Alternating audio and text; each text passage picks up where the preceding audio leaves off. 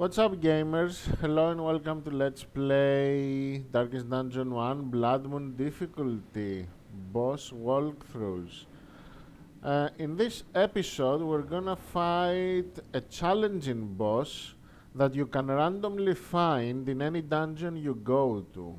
Now, this boss is challenging not only because it actually deals a lot of damage to you and you might die if you don't kill it quickly enough. It's also challenging because, like I said, you are encountering it randomly in any dungeon, so your team composition might not be ideal, and that's what happens here to me actually. I went into the cove, I brought the shield breaker with me. The Shield Breaker is a very good class for the cove and for the ruins, but because he has the nightmare, you want to always pair her with the Jester and the man at arms. So the Jester will be there to reduce her stress. Even though I had a Jester, her stress still climbed up to 43. And the man at arms is there to guard her because the snakes that you encounter in the nightmare tend to focus her a lot, and you can't have her die in the nightmare, otherwise you will lose the nightmare and you will get debuffed and all sorts of bad things will happen to you during the dungeon. So that's why I bring a man at arms, so that I can guard her. And then that leaves one spot left for the comp, that's for the healer obviously. So whenever you bring a shield breaker into the group, you are kinda tied to this comp. That's why I don't like this class that much. But yeah, I digress.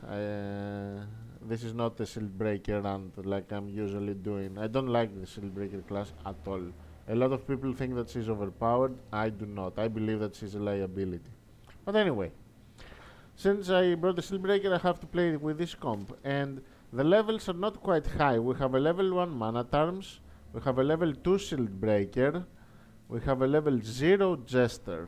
That's the problem, who has a weak grip as well. And a level 1 vestal with only one healing trinket. So this boss, I don't think that it will kill me. I believe that I'm gonna kill it, but it might raise my stress a lot, which means that I won't be able to finish the dungeon. Although, I have the camp buffs already, because I camped and I defeated the nightmare. So I have minus 15% stress from the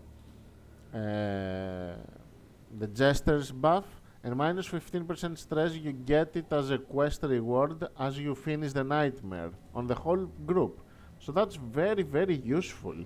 Because this boss, it is called the Shambler, raises your stress quite high.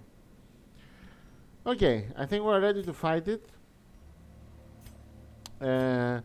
When the battle begins, it's gonna shuffle my group. So what I do is I put people here in random positions and in bad positions. Having the healer on the first position is horrible, she can do nothing, and having the man at arms on the fourth position is also really, really bad. But like I said, it's gonna shuffle us. So this means that the healer will land in any position other than 1, and the man at arms will land in any position other than 4, which will be very beneficial to me. In order to start the encounter, you have to light a torch at this altar. So let's do it, shall we?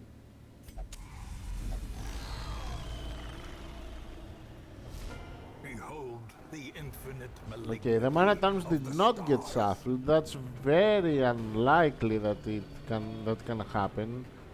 Okay, we are in a bit of an interesting situation here. Now, the Shambler by itself is not a threat, actually. It doesn't do that much damage to you. What it does is that it hits the whole group with a bleed or a blight, and he spawns 2 tentacles. Those 2 tentacles are the threat here. They start at very low buffs, but as they hit you, they buff themselves, and they buff themselves with protection as well as damage increase. So each round, if you don't kill these tentacles, they're gonna buff themselves so much that they're gonna kill you, either by stress or by damage, or by both, to be honest with you. So you have to allocate damage to the tentacles while also dealing damage to the Shambler, because you eventually want to kill it, right? Okay, let's start. The Shieldbreaker is useful here because her Pierce ability bypasses protection, and the Shambler has 33% protection, as well as the tentacles will have protection. So that's very, very good. Oh, we even critted it as well. Nice. The Jester will buff us with speed for the first round. We want to be as quick as possible, so that we might snipe those tentacles before they become a threat, although it's highly unlikely that it will happen. The tentacles have high speed as well. And the Minotaur needs to move forward, and the Vestal will just damage the Shambler for 2 damage. Yay. Here are the tentacles. I managed to act before them because I have speed of 8 and they have a speed of 10. I just rolled high on speed here. Let's attack this one. Here is the Clapper Claw, and it buffed itself. And it buffed itself as well. Setting up Retribution. Retribution is very, very useful in this fight. And I'm gonna use the Shieldbreaker's round to kill this tentacle now, because it has already buffed itself. Be gone, fiend. And the Vestal has to heal.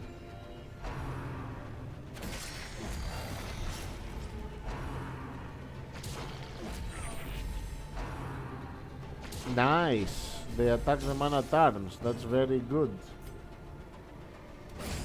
As the fiend falls, Because this way he can counter-attack them. back to the pit.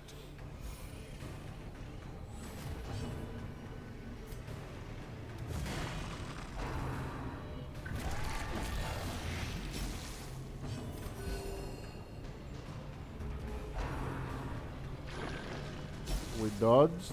That was very beneficial. Okay, I'll attack the Shambler actually now.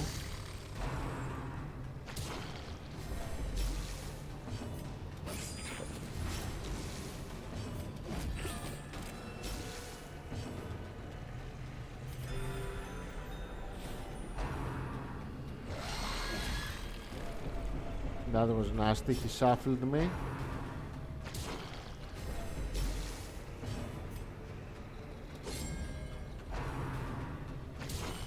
Death waits for the slightest lapse in concentration. Okay, we should kill it soon now.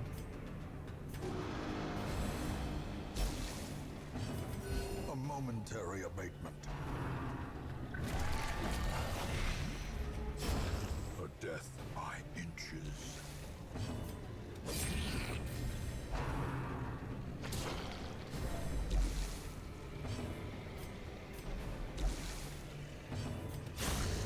The space And the between fight ends worlds is no place after you kill for mortal men. all the tentacles as well. Killing the Shambler is not enough. You have to kill the minions too.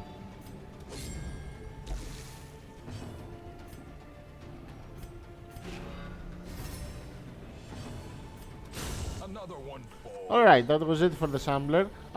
What do you gain from this, you might ask? I forgot to mention that. The Shambler drops 5 unique trinkets. Out of those 5, the 3 are very, very useful. They are very, very good. The 2 are not that useful in they have their uses, but not in the main campaign, in my opinion.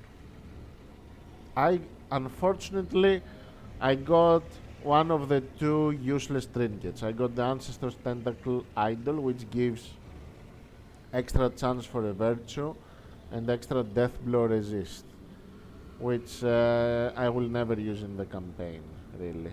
There's no reason to use this trinket. Too bad, too bad. I will aim to get all the 5 trinkets, so I'm gonna fight the Shambler 5 times if I can, if I find it, and hopefully I will get the rest of the trinkets soon. That's it for this episode. Thank you for watching, people. I will see you on the next boss fight. Have fun.